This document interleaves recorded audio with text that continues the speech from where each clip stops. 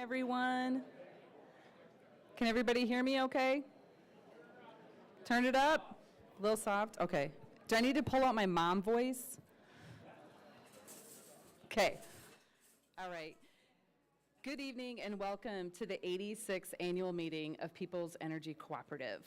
My name is Gwen Stevens and I'm the Director of Cooperative Relations. And thank you for taking the time to join us this evening, whether you're here or you're online. We are so glad to be back in person. So before we begin, there are a few housekeeping items to take care of. First, as a courtesy to everyone in the room, if you could please either turn off or silence your cell phones, that would be great. If you need any kind of assistance, please feel free to find one of our employees. They're all in the lovely dark green shirts, and they'll be happy to help you. If needed, restrooms are located on the southeast side of the lobby over in that direction.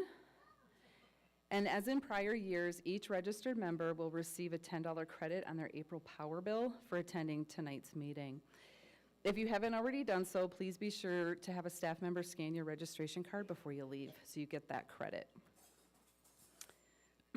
I hope you had the opportunity to stop by the informational tables in the lobby and visit with some of our staff. If you haven't, they will be staffed for a little bit following the meeting. If you have a question this evening that you would like addressed tonight here at the meeting, write it on the green cards that are on your table. Prior to the introduction of candidates, the staff members will collect the cards and then we'll respond to as many as we can after the meeting is adjourned.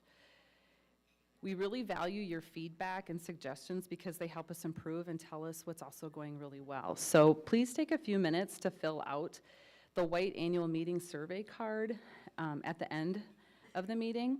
And then you can also use the yellow question and comment card on the tables. If you have a question or comment that's specific to your account or your service that may require some research or for a staff member to look it up, and we'll follow up with that in the next week or so, and you can just give those, either leave them on the table or give it to one of our staff members.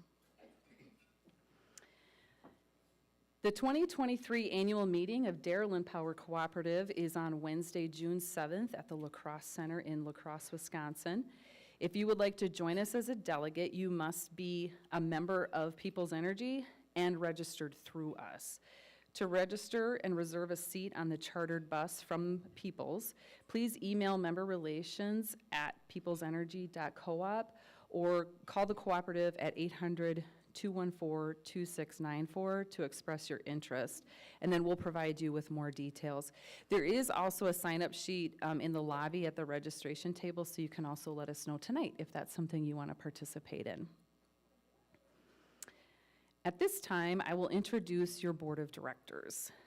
The cooperative board consists of 7 members elected from the districts in which they live. Directors, please stand when introduced and remain standing. Everyone, please hold your applause until all directors have been introduced. From District 1, John Craning. District 2, Jody Twite. District 3, Bob Hafes. District 4, Tracy Lauritsen, who is also our Secretary and Treasurer. District 5, Jerry Wooner, who is the board chair.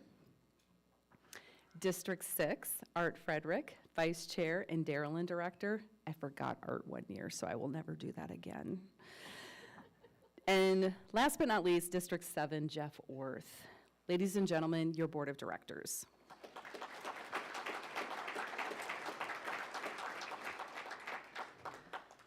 Secretary and Treasurer Tracy Lauritsen will now lead us in an invocation and pledge of allegiance. For those in the room, please stand if you are able.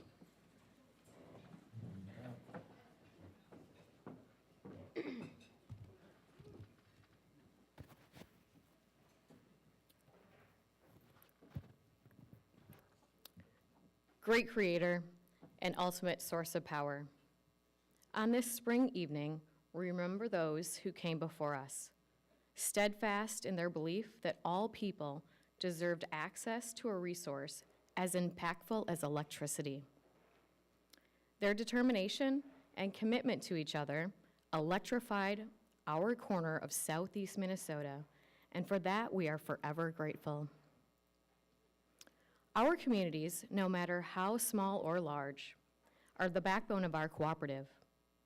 Guide us and encourage us to deliver on our mission of providing reliable and affordable electricity, and to live true to our principle of concern for community. Our employees are dedicated to the communities they serve and ensuring that the lights come on every morning and that member needs are met. Guide and inspire their work, and most importantly, keep them safe. It is with deep gratitude that we thank you for all we have been blessed with, and we humbly ask for your continued guidance and hand of protection. Bless us with wisdom, discernment, and clarity as we conduct the business of the cooperative during our business meeting this evening and in the days ahead. Amen. Please join me in reciting the Pledge of Allegiance. I pledge allegiance to the flag of the United States of America and to the republic for which it stands, one nation, under God, indivisible, with liberty and justice for all. Please be seated.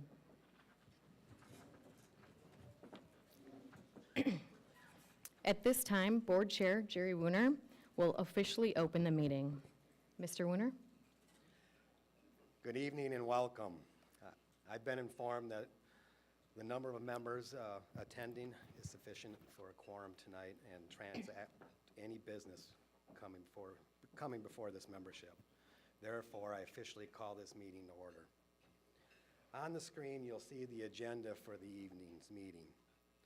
I need a motion and a second to accept the meeting agenda. Anybody make a motion? Got a motion over here. Need a second? Second. I got a second right there. Thank you. All in favor say aye. Aye. Opposed? Same thing. Motion carries. Thank you.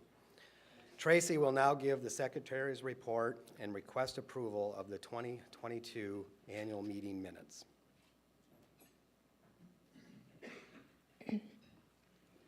All members were mailed a notice of the annual meeting in the annual meeting report, which was mailed earlier this month.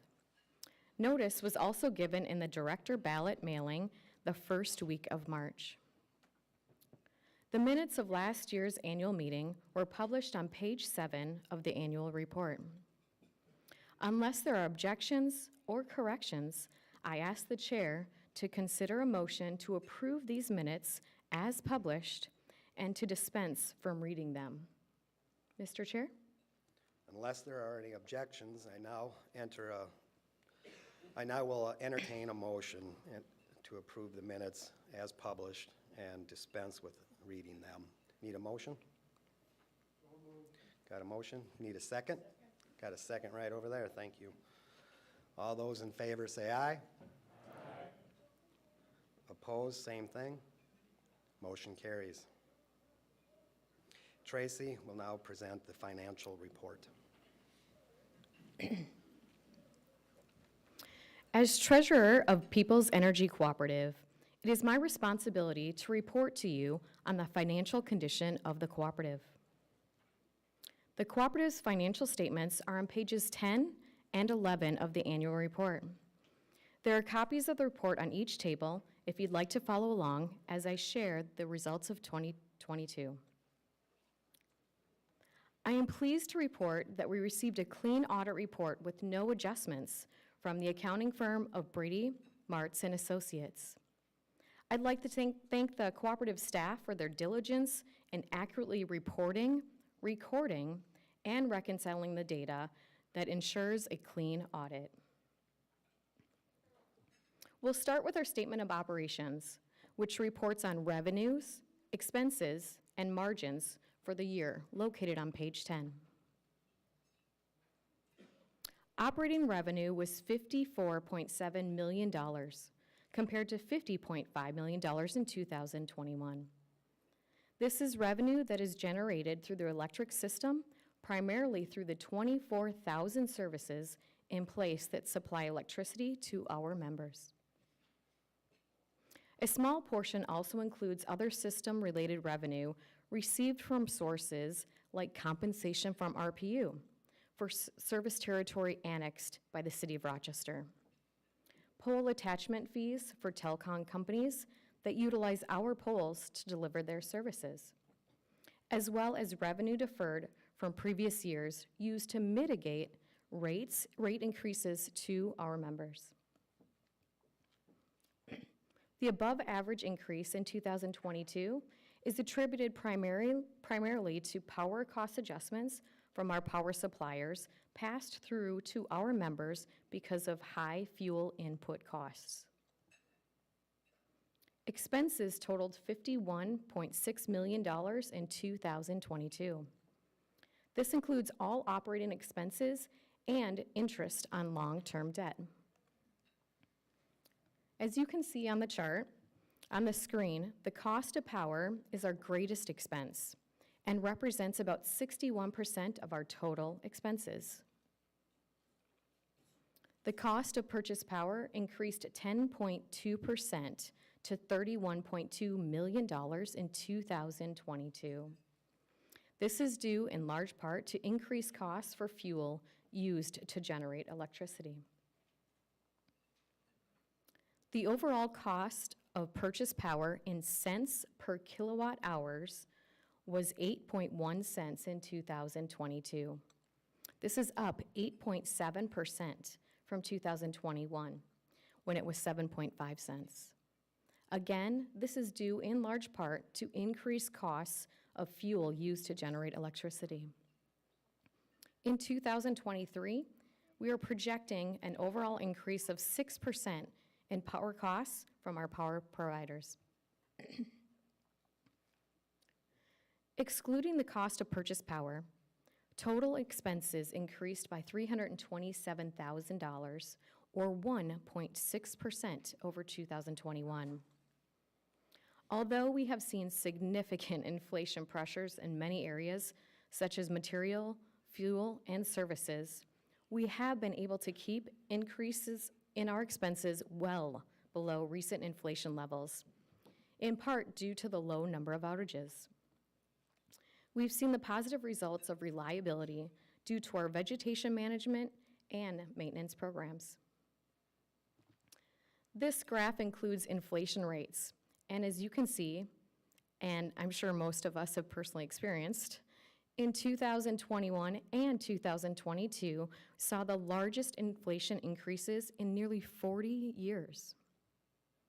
We have planned for similar inflation pressures in future budgets and forecasts. With past investments in technology, efficiencies gained in workflow processes, and the reduction in outages, we have been able to hold our controllable expenses relatively flat in recent years. Interest on long-term debt decreased by $152,000 in 2022. This was due to prepayments on long-term debt in the past and favorable interest rate environment. During 2022, we also mitigated the level of debt that we borrowed to fund our construction work plan because we had adequate cash on hand to do so. As a not-for-profit organization, our goal is to not make a profit, yet we still need margins in order to ensure our financial strength. It is necessary that we generate margins annually to produce the cash flow that is needed to fund our construction workflow plan and our debt service requirements. We also have loan covenants that require us to generate enough margin to cover our interest expense obligations to the current year. As you can see, after all expenses are accounted for, our operating margin was just over $3 million in 2022. We had additional revenue of $1.1 million in capital credits returned to the cooperative, thanks in large part to our memberships in other cooperatives like Dairyland Power Cooperative and Southeast Minnesota Energy Cooperative, our power providers.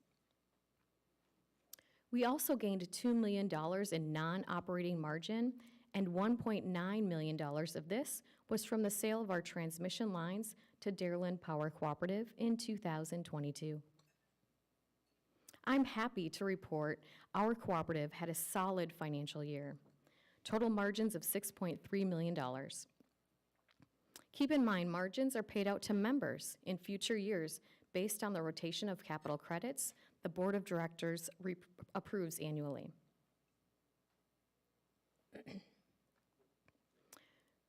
Turning to the balance sheet on page 11, you will see that the cooperative's total assets were $177.2 million at the end of the year, compared to $177.5 million in 2021. This is a decrease of 0.3% over the previous year and is due primarily to the sale of our transmission lines.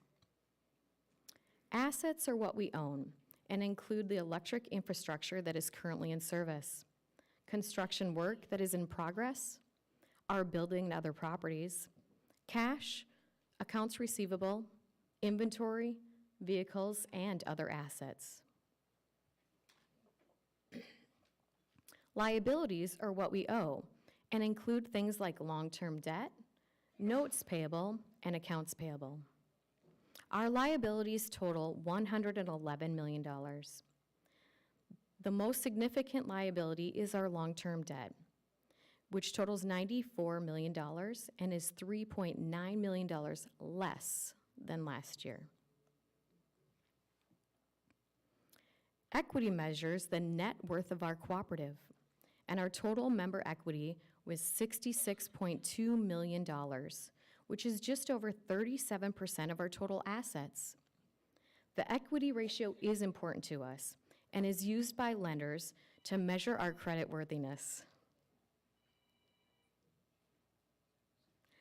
I'm pleased to report that the cooperative returned $1.2 million of capital credits in cash to members during the year. Capital credits are member equity, our ownership, in our cooperative and represent a fundamental difference that sets cooperatives apart from any other utility business model.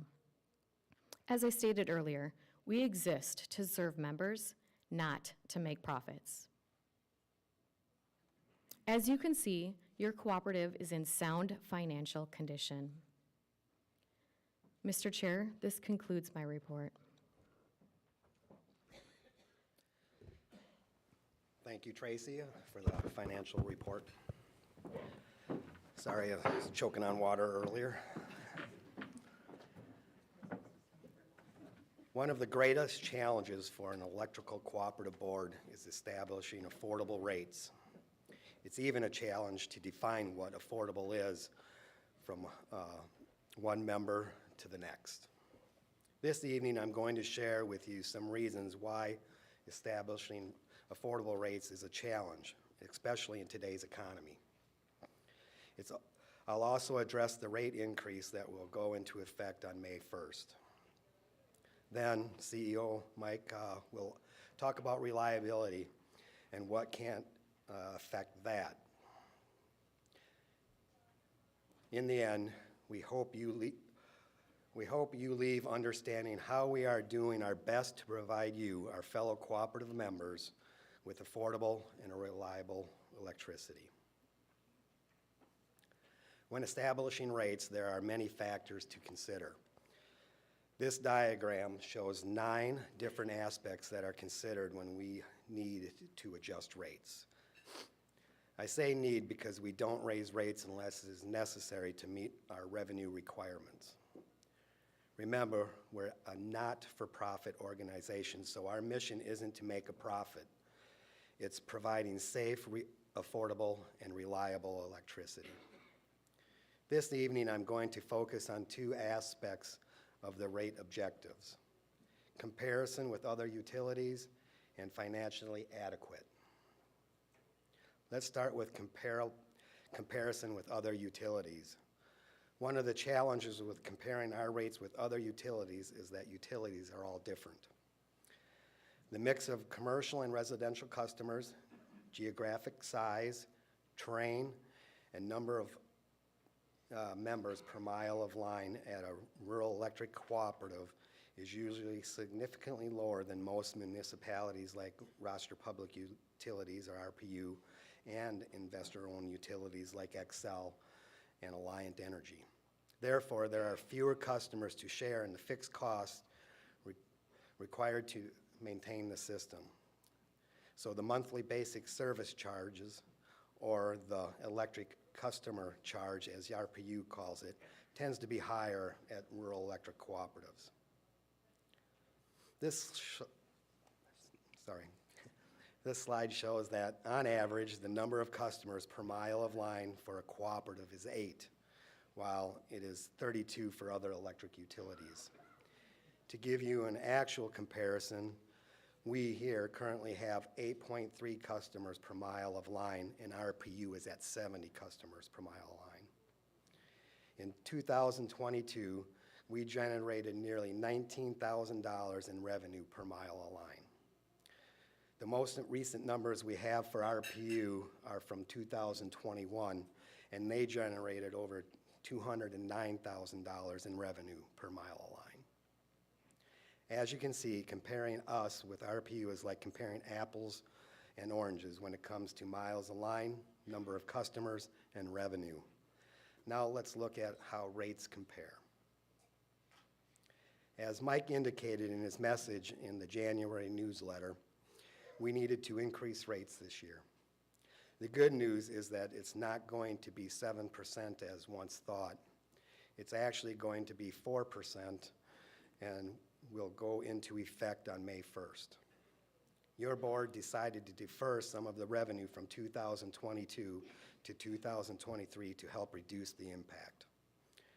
Remember the rate objective wheel? One of the objectives is to avoid abrupt changes, and that was a way we could do that. So the rate comparison I'm going to show you are based on the rates going into effect in May with the 4% increase. We are most often compared to RPU and Xcel Energy. So this chart shows a comparison of the residential rates between us, RPU, and Xcel. Our current rates that went into effect in 2021 are in the first column. The second column shows our rates going into effect in May 1st. The next column is RPU, and the last column is Xcel Energy. You'll notice the basic service charge is going up $1.70 for rural residential members and $2 for our urban members. An urban member is most comparable to RPU, as they are members that live within an incorporated city.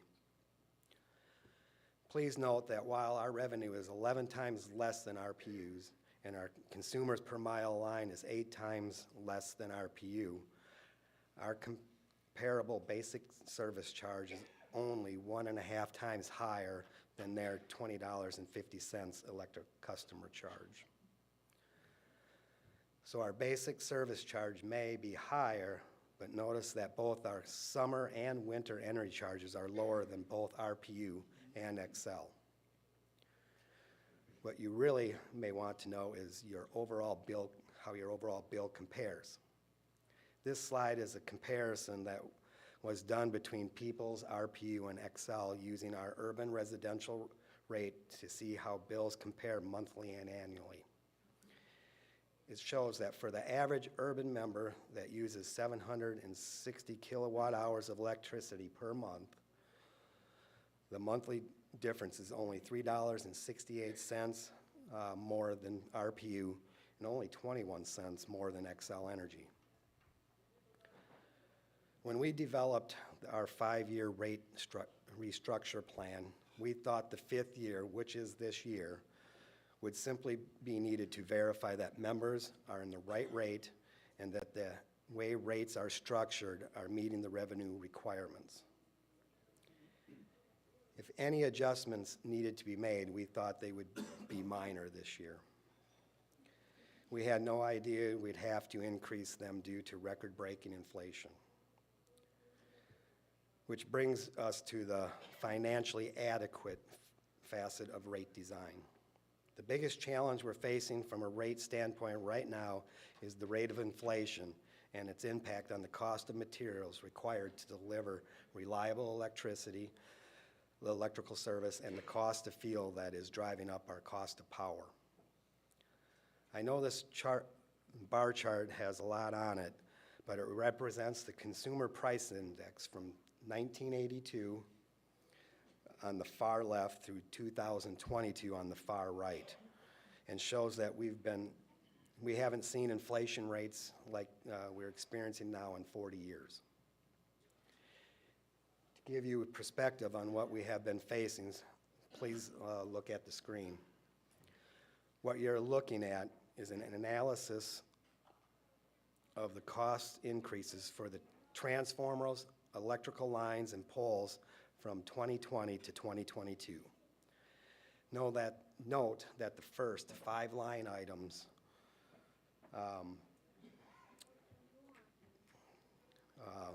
increased by over 100% in the past 2 years. The 15 kVA pad mount transformer listed at the top is almost 200% more in the past 2 years.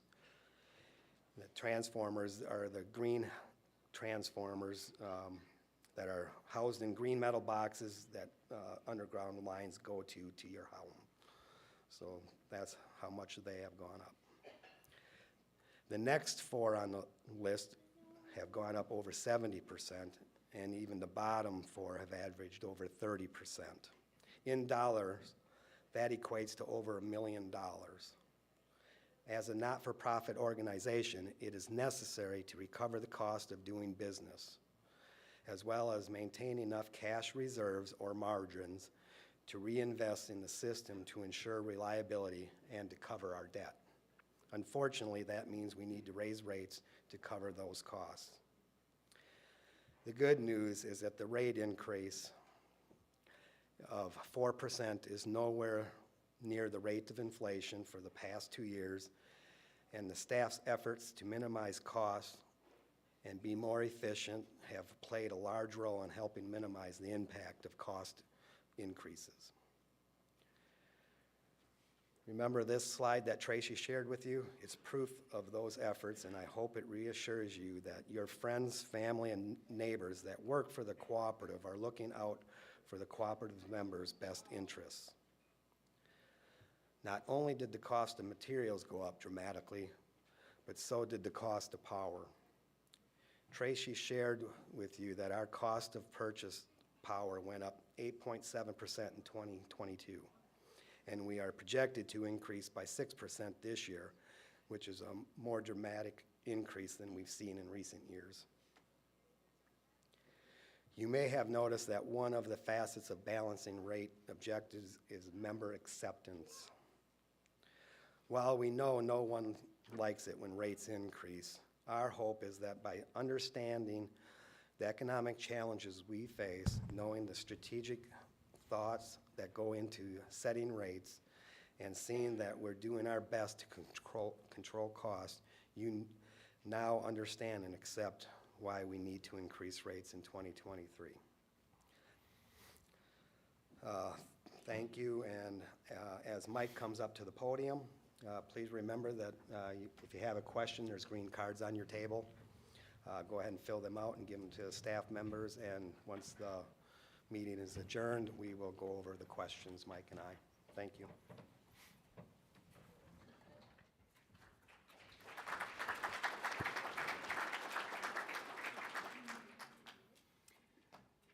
Thank you, Jerry, and good evening, everyone.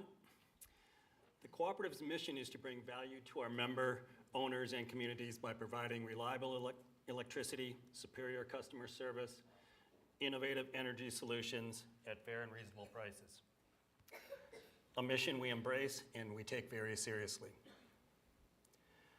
Not only is providing reliable electricity our mission, but it's a strategic goal that we measure monthly. If you read the joint message from Jerry and me in the annual report, or my article in the February newsletter, you saw how good our reliability was in 2022. If you didn't, don't worry. I'm going to share it again in a few slides. Reliability is essentially measured in two different ways: the frequency in which power outages occur and the duration of those outages. While the metrics I'm about to share with you may sound complicated, they really boil down to measuring how often outages are occurring and how long they last. We also evaluate these metrics based on what's within our control and what's not. The numbers I'm going to share with you today are industry metrics based on what we can control at the Cooperative. Factors we can control are power generation, transmission, and major weather events. We'll talk more about those in a bit. Ultimately, our goal is to have no power outages, obviously. However, with nearly 3,000 miles of line exposed to Minnesota weather, wildlife, and trees, it's simply not realistic. Achieving the goals I'm about to share with you are a point of pride for us, especially with our engineering and operations department. Those folks who are standing in the back against the wall there, and on that side. The index we use to measure the frequency of the outages is called the System Average Interruption Frequency Index. It's a mouthful for me, it's a mouthful for a lot of people, so we refer to it as SAFE. It describes how often the average consumer experiences an outage. Our goal is less than 0.7 outages per consumer. In 2022, on average, each member experienced an average of 0.37 power outages. So there really isn't such a thing as 0.37 of an outage. So you either have an outage or you don't, right? So keep in mind, this is an average. So if you do the math, about 1/3 of our members had an outage and 2/3 did not in 2022. To achieve our safety goal, we invest in inspections, preventative maintenance, like tree trimming, and equipment replacement plans. There are two metrics we use to measure outage duration. One is an average per consumer, and the other measures the average duration per outage. The System Average Interruption Duration Index, another mouthful, or SAIDI we call it, is the average outage duration for each consumer served. Our goal is to be less than 80 minutes. In 2022, on average, any one member was without power only 47 minutes. One way to achieve our SAIDI goal is with preventative maintenance, so we avoid outages altogether. The other is to have efficient response times to those outages. This is accomplished by our crews responding to and restoring outages systematically and as safely as they can. These outages can occur in the middle of the night, on a holiday, in the middle of a snowstorm, or all three situations at once. In fact, our line workers worked almost 3,500 hours restoring outages outside the regular workday in 2022. The Customer Average Interruption Duration Index, once again a mouthful, or CAIDI, is the average outage duration that any given customer would experience. Our goal is to be less than 125 minutes per outage, and our average duration in 2022 was just over that at 127.8 minutes. The average service availability index is the percentage of time that service was available during the year. In 2022, power was available 99.991% of the time. This achieves our goal of having electricity available to you 99.98% of the year. As you can see, we are delivering on our mission to provide reliable power through our distribution system. Unfortunately, as I stated earlier, we don't have complete control over reliability because we depend on our power providers to generate and transmit the power to our system, and issues in either of those realms can cause outages as well. A generation outage can occur when there are equipment malfunctions or when there's more demand for power on the system than what generators can produce. It isn't very often that generation equipment fails, but it can. It also needs to be taken offline for maintenance occasionally. Fortunately, we haven't experienced a generation-related outage at our cooperative because we are part of the MISO market, which I'll describe later.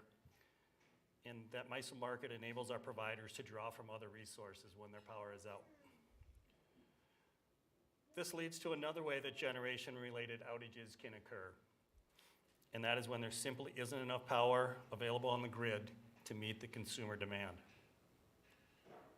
Fortunately, we haven't experienced this in our region, but it's becoming more common in other parts of the US, and we're getting closer to it happening here. In December of 2022, there were 9 states across the US that experienced rolling blackouts due to a lack of enough generation available to meet the demand. Strung between where electricity is generated and our distribution system are many miles of transmission lines. These are the large lines and structures that carry high voltages of electricity. Outages on our system can be the result of down transmission lines or faulty equipment. Anyone remember the historic storm in December of 21? A tornado took out the transmission line that feeds parts of Stewartville and left some members without power for nearly 2 days. Since transmission lines feed our substations, when there are issues with them, it can affect hundreds, if not thousands of members. To mitigate this from happening, it is our goal to have power fed into our substations from more than one direction, so that if a tornado takes out a transmission line, we can switch the feed and quickly bring members back online while repairs are being made. Fortunately, most of our 23 legacy substations are dual fed, and since 2015, we've been working our way around the substations we acquired from Alliant, and that was 6 of them, to convert voltages and do upgrades that allow for dual feed options.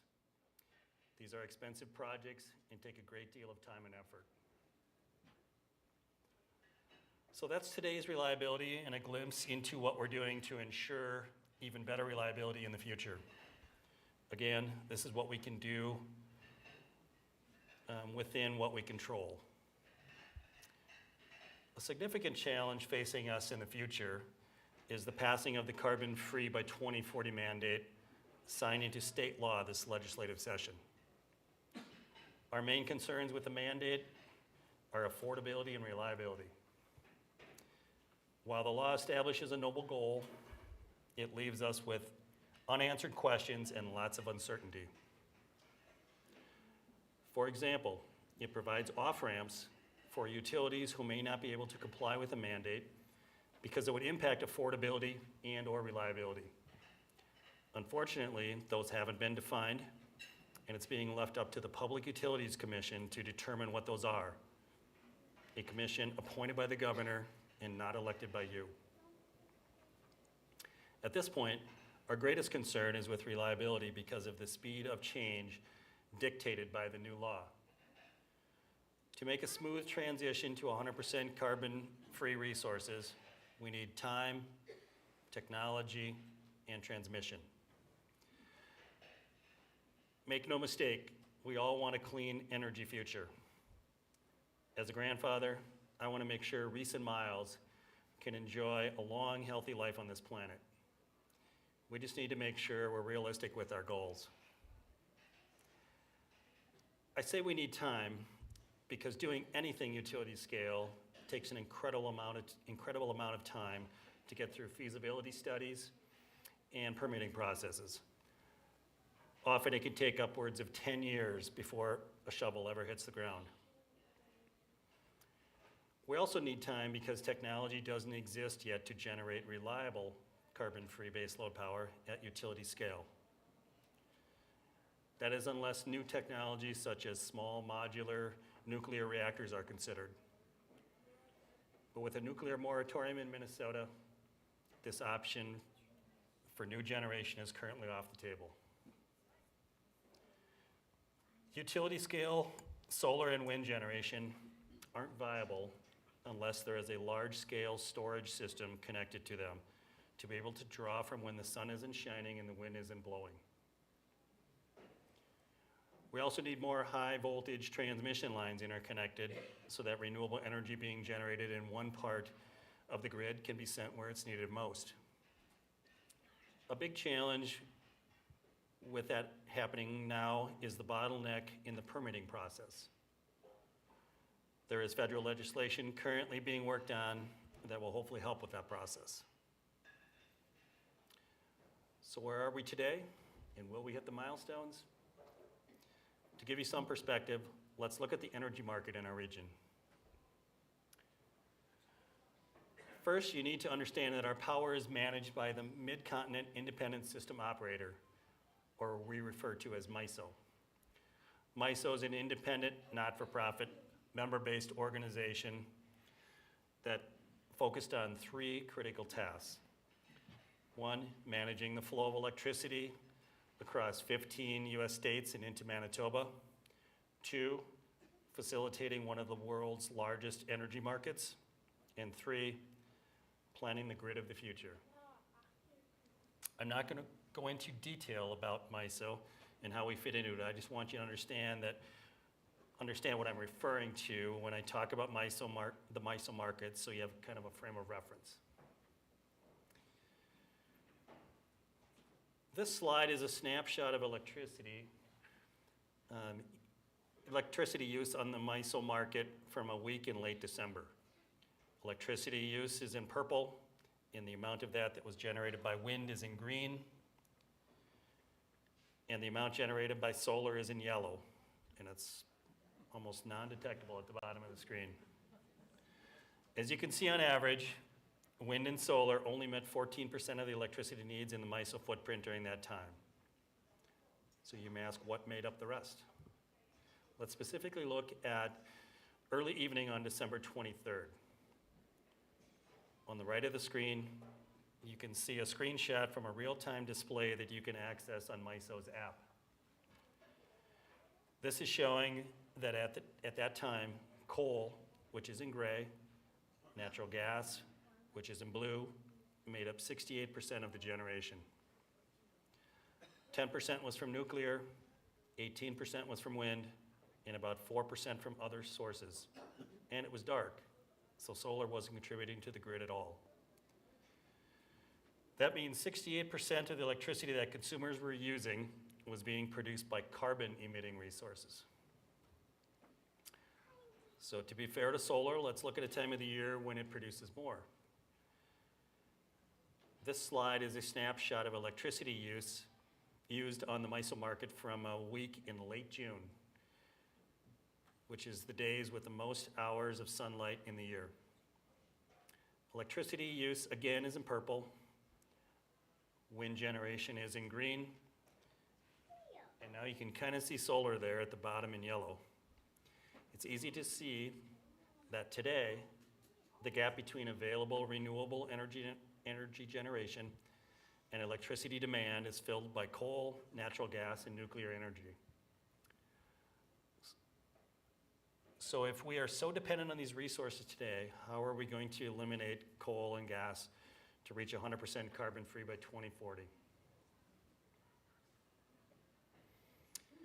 As I stated before, Dairyland is our main power supplier, and in August of 2025, they will become our sole supplier.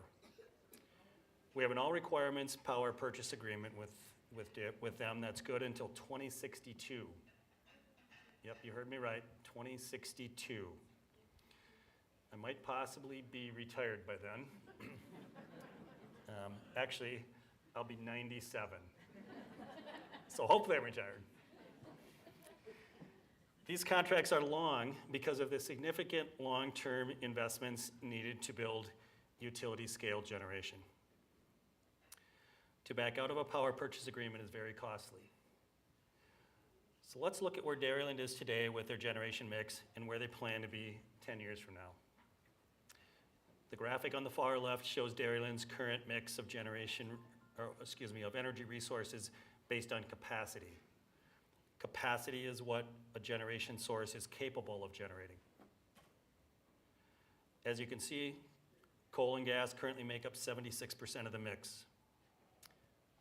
10 years from now, coal will drop to 26% of the mix, and wind and solar will increase to 33%. Again, keep in mind that this is what each system is capable of generating. This slide shows a comparison of actual electricity generation from January 31st of this year compared to capacity on the right. As you can see, JPM, the coal-fired plant noted by the orange slice of the pie, picked up most of the load at 60% on this day. Weston 4, the other coal-fired plant noted in blue, produced 30% of the load, and Rockgen and Elk Mound natural gas-powered plants weren't used that day. The renewable resources were only able to supply about 10% of the load that day. The point, while we transition to adding more renewable energy to our energy mix, it still can only produce if the wind is blowing or the sun is shining. It's very intermittent, and we need baseload power to be able to power our daily lives, especially on days with extreme temperatures. Utility-scale battery storage may save the day, but currently the technology doesn't exist to store large amounts of energy for the long Minnesota winters. Which is why I stated earlier that time and technology are needed to make the transition to 100% carbon-free. I'm hopeful that technology will save the day. I'm going to go back to this slide and point out that Dairyland's goal is to reduce their carbon emissions by 50% by 2030 as compared to their 2005 levels. The state of Minnesota has mandated that at least 60% of the electricity sold in the state of Minnesota by an electric cooperative must be generated by carbon-free sources by 2030. So that's 60% by 2030. Dairyland projects that 34% of their capacity will be from renewables in 2032. So what does that mean for us? That's the big question. If these projections are accurate, and from what I can tell, we would have to file an appeal with the Minnesota Public Utilities Commission for an exception to the mandate. Anytime you file a docket with the PUC, it costs a lot of money. And as a not-for-profit cooperative operating at near cost, these costs would get passed on to you, the member. As your CEO, I have to be frank and tell you that I have serious concerns about our cooperative's ability to fulfill our ongoing commitment to you to provide reliable and affordable electricity in the wake of this carbon-free statute. While I know cooperatives are resilient and technology is advancing at a faster pace than ever, I'm concerned that this mandate threatens our work to control costs. I'm also concerned that we won't be able to replace reliable baseload power sources with enough carbon-free resources fast enough. And the days of flipping the switch and expecting the light to come on might become a luxury rather than a common convenience we all currently enjoy. But I'm also concerned that if we don't continue to reduce toxic emissions, not just carbon, we may be setting ourselves up and our grandchildren up for an ecological disaster. For your sake and for the sake of Reese and Miles, you can bet I'll do my very best to lead the cooperative to best balance reliability, affordability, and sustainability. Thank you.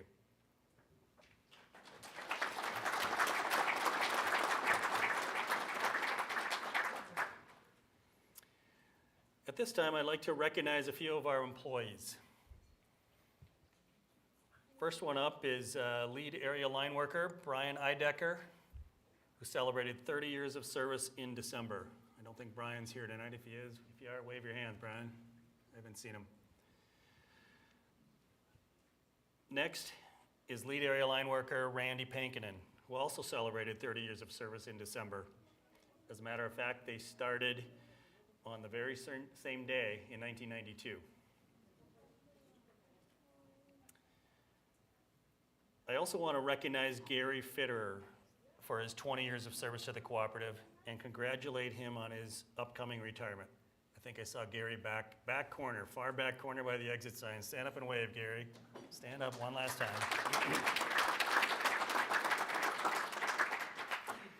Gary has served many roles at the Cooperative, most of the time in our engineering department. Next Friday is Gary's last day, and we wish him well in his retirement. Thank you, Gary. In 2022, Susan Keith retired after 8 years of service. Susan served in a few different roles at the Cooperative, including the executive assistant role, and she retired as the payroll and HR assistant in September. Before we introduce the candidates, the Cooperative wants to thank the nominating committee for their service in nominating the slate of candidates. This group came together in December to start pursuing candidates and made their nominations in late January. This year's nominating committee members are the committee chair, Chuck Rathman from District 6. Chuck's back there in the middle. Thank you, Chuck. Sitting next to Chuck, I can see her there, Jeannie Dunn from District 1. She was the secretary. Thanks for the wave, Jeannie. Steve Boyson from District 2. Ken Wohlers from District 2. I know Ken's here. There he is. Doug Gillard from District 3. And Dale Bierbaum from District 5. Please help me thank them.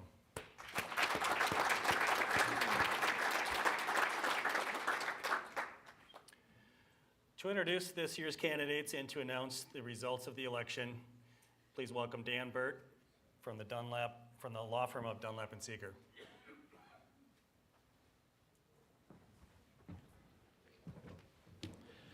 Good evening. You received information about each of the candidates in your board ballot packet. The candidates for the 2023 election are from District 3, my glasses are down, Mike Heinz and John Winter. From District 5, the incumbent, Jerry Woner. From District 7, Teresa Hornberg and the incumbent, Jeff Orth. Thank you to the 5 people for stepping forward to run for a seat on the Board of Directors. On this year's ballot, you were asked to vote for 3 candidates, 1 in each district.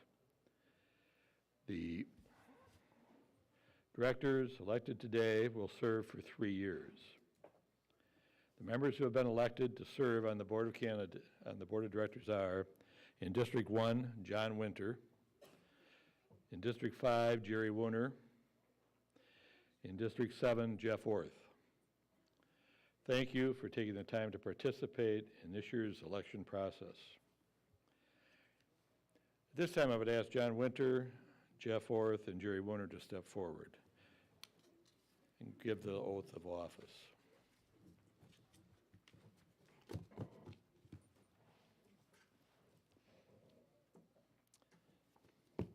So, please raise your right hand. Having been duly elected as a director of People's Energy Cooperative, do you solemnly swear to perform the duties as directors of the cooperative to the best of your ability and in conformity to the Constitution, laws, and regulations of the United States of America and the state of Minnesota, as well as the Articles of Incorporation, bylaws, and policies of the cooperative? If so, please answer by saying, I will. I will. Thank you. You may be seated. Mr. Woner? Thank you, Dan, and congratulations to elected board members. Thank you to all the candidates who participated in this year's election. Thanks to the nominating committee as well, and to our MAC members that have helped out tonight. And thanks to all the members that showed up and voted. Thank you. Dan, we also want to thank you for your 40 years of service to the cooperative as our corporate attorney. For those of you who may have missed the January newsletter, Dan has retired. He's actually filling in this evening for our new attorney from Dunlop and Seeger, was unable to attend. As a reminder, following the adjournment of this meeting, we will reply to questions that have been submitted. Before we adjourn, I want to take a minute to recognize Bob Hafes for his service to the cooperative. Bob, can you please join me?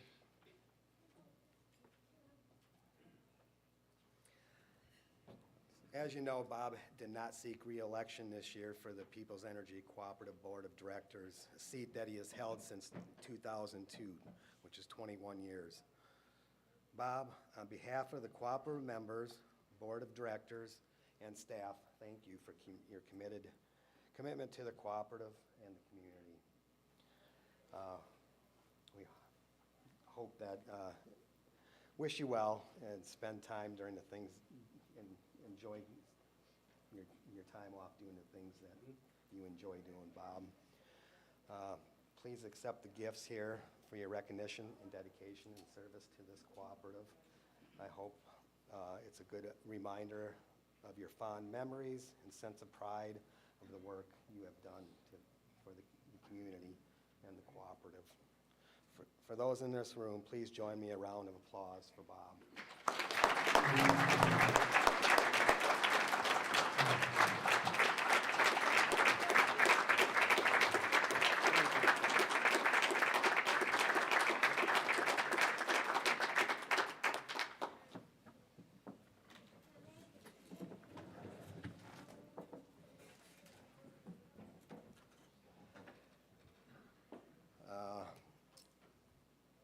I need to know if there's any unfinished business that we have. Having none unfinished business, is there any new business? There being no further business, I would entertain a motion and a second to adjourn the meeting. Got a motion? Need a second? Got a second way back there. Thanks. All those in favor say aye. Opposed? Motion carries. The meeting officially adjourned. We'll now take a few minutes if there's any questions to answer those.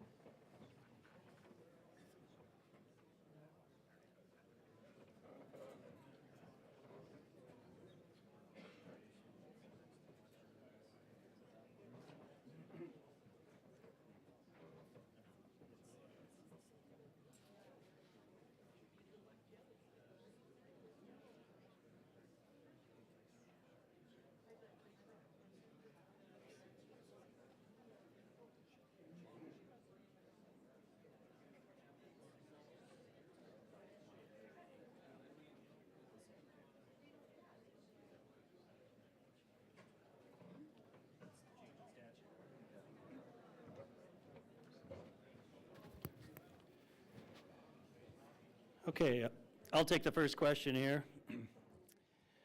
So the first one is submitted by Carol.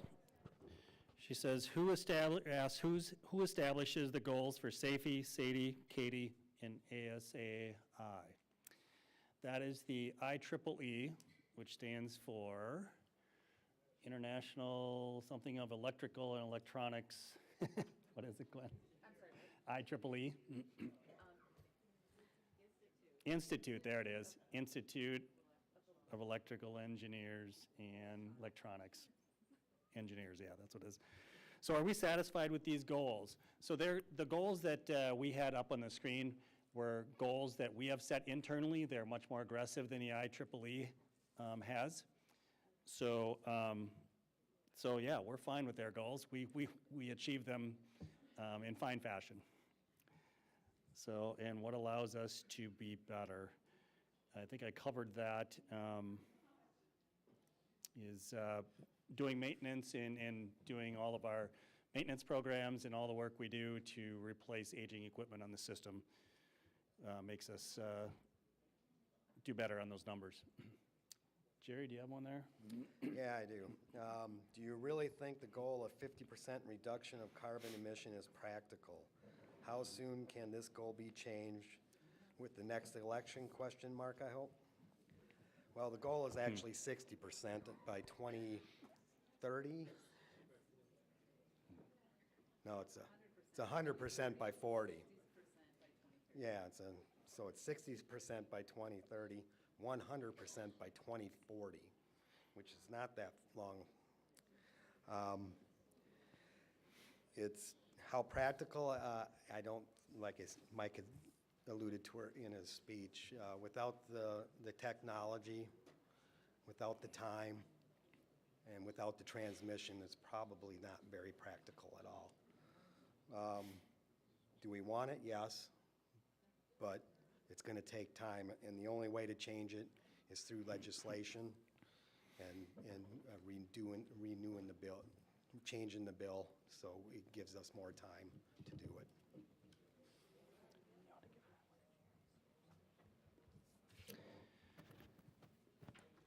Okay, we have another one here from Ed. Ed asks, what created the $90+ million of debt and when was it done? So this is done over time. Actually, we started borrowing at the Cooperative very early on when our first poles and wire went up. And we're in a heavy infrastructure business. We have a lot of assets out there in the field. And the reason we do it with long-term debt is because then those loans are typically 30-year loans, and they match the depreciation schedule of those assets out in the field, so that you don't want to burden one member with, or the current members with a lot of the expenses, and then not burden members in the future with who get service from those poles and wires. So that's the reason we take long-term debt for our assets, and it's been taken we take debt almost every year to rebuild and keep reliability on our system, which I think you can agree we've done a good job of keeping the system reliable with our investment. Jerry, you got one? All right. How many PEs do you have on staff? PE is a professional engineer, I believe, and we have one. His name is Cody, right? There he is. Cody's standing in the back. So he's our professional engineer, or PE.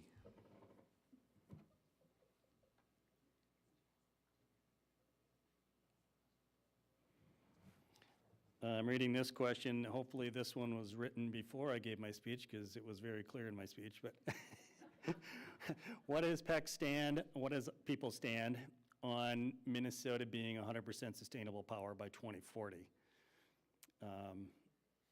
Well, as you know, that we currently don't think we can get there, as I stated in my speech. So the second question: if we are able to be 100% sustainable energy, what do you estimate the kilowatt hour cost to do? Well, that's a crapshoot. If I knew that, I wouldn't be standing in front of you. I'd probably be somewhere. Probably sitting on an island in the Bahamas, because I'd be so rich I'd have all the answers. So I honestly can't answer that. But thanks for the question, Neil from Casson. Appreciate it.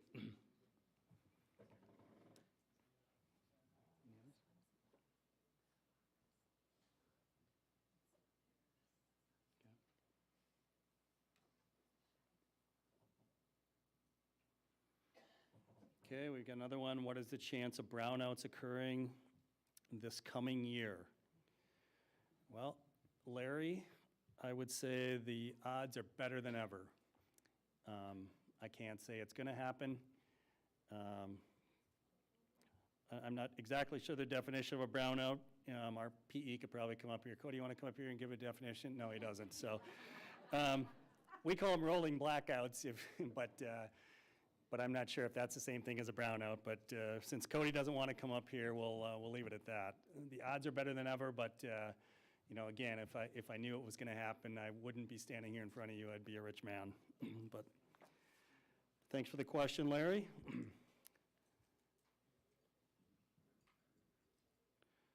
Here's one. What impact will EVs have on 99.98% reliability?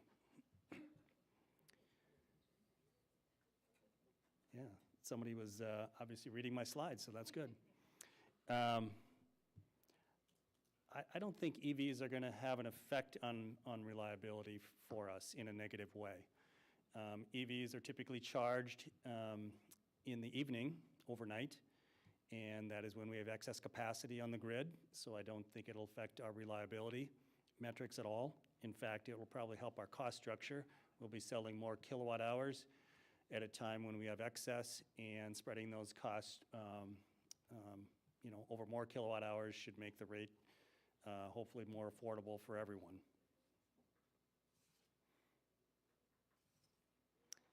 Okay, looking for other questions here. How much time do we have?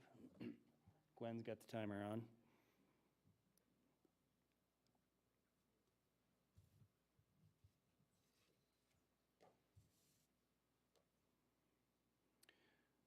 So it says, in the past, the Orinoco office has been locked during, in the past, Orinoco office has been locked during business hours. Is that still the case, and if yes, why? Yes, the doors are still locked. We do prefer that you make an appointment, or you could ring the doorbell and we'll let you in for an immediate appointment if you need to get in. What this does allow us to do, there's a couple reasons. One is allow us to be prepared when you come in. We can have the paperwork ready. We can have the right people in the office. We do have some people still working remote, and those people can be in the office if you have an appointment, so we can help serve you better. And it's also a safety reason. This world's getting crazier out there, and we're really close to Highway 52. And we've got a lot of people coming in. They used to come in the lobby, and there's a lot of exposure there for our workers. So that's a couple reasons that we have chosen to keep it closed and have it by appointment only.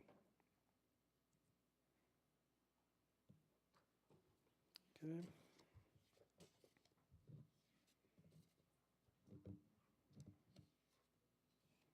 This one says, what rate increase is RPU and other companies in comparison to People's May 1st increase of 4%? Does anybody recall what RPU's increase is? Was it 2.5 this coming year? Yeah, I think it's 2.5 this coming year for RPU. And Excel, I know we've seen some Excel bills. Excel's a little more complicated. They go for interim rate increases as opposed to just doing it at one time. And they put all kinds of service surcharges on, so it's really hard to tell. So it's both in timing and also the charges that they tack on. But as you saw from the slides earlier, Excel is higher priced than People's Energy, and they run a much larger system, much more dense system than us. And they definitely have an advantage from a cost structure, and yet they are still higher in their rates than People's Energy Cooperative. Okay, how are we doing on time? Hopefully we're done.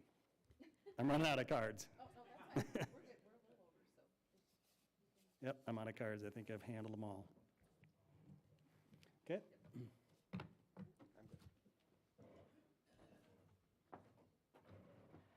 All right, well, thank you so much for coming this evening, and I want to just thank the staff here at the Event Center. I know there's not a single one of them in here, but they did a great job. I think the food was really good and enjoyed by all, and I also want to thank our staff, too, and for everybody that pulled together this event this evening. So thank you so much for coming, and drive safely, and hopefully we'll see you back next year. Good night.